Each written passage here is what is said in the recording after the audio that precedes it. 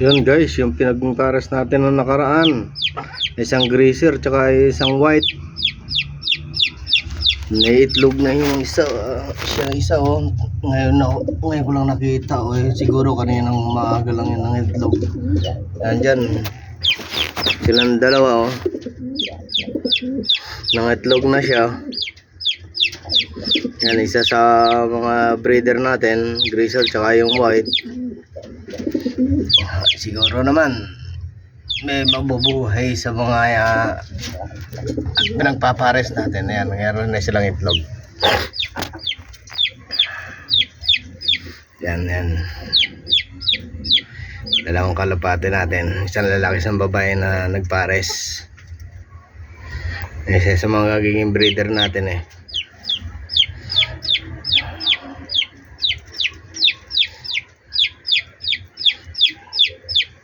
Ibang kalapate natin eh nawala eh. Hindi pa maayos.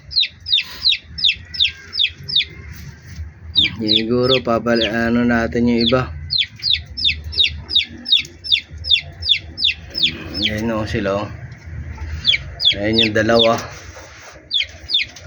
Yung isa sa pinagpares ko din, itong dalawang global na to. Ayun yung lalaki oh. Ito yung babae. Yan.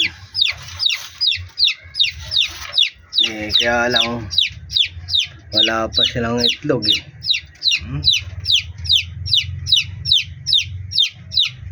Siguro sa susunod meron na yan. Pero ayun, katulad ng isa na yan, isang pares natin yan. Meron na silang itlog.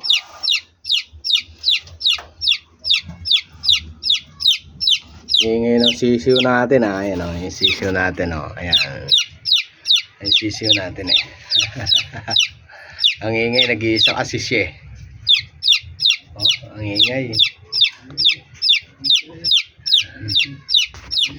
Natutuwa ako at nag-itlog na to eh. Sana tuloy-tuloy na meron mag-itlog uli, kahit isa man lang, dalawa sila. Then mapisa. Tingnan natin, antayin natin sila after ilang days. Yan.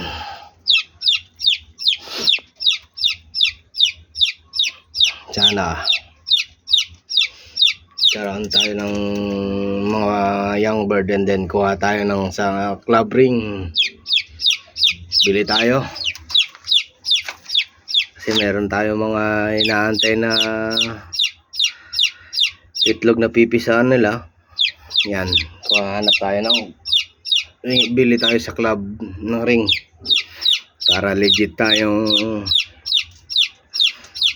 nangangalapate at alam natin na yung mga kalapate natin siguradong galing sa ating mga inaalagang maayos na ibon. Ayan. Ganda nila no, pwede na yan. May itlog yan eh, natatakpan lang niya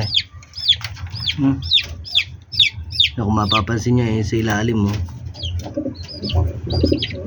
itlog niya oh.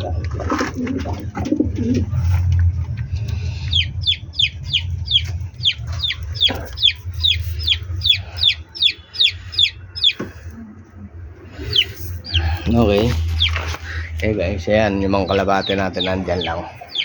Yan iba, ando no.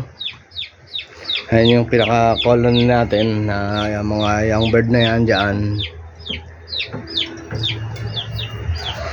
Then sana makapag-ayos tayo iba pa ng mga kalapate natin, diba? Yan naman gusto natin ng kalapatids, kahit pa paano tayo, kahit pa paano makilala. At ito pag-alaga natin ng ibon, hindi naman ito isang hilig lang naman natin. Ayan isa. Ay pa yung mga ibang young bird, mga pinapares nating ibon na yun. Yung dalawa andun sa kabila. Ayan. Wala pa mga itlog yan eh. Siguro susunod na lang. Ganun guys. Salamat na lang. At yan yung ating mga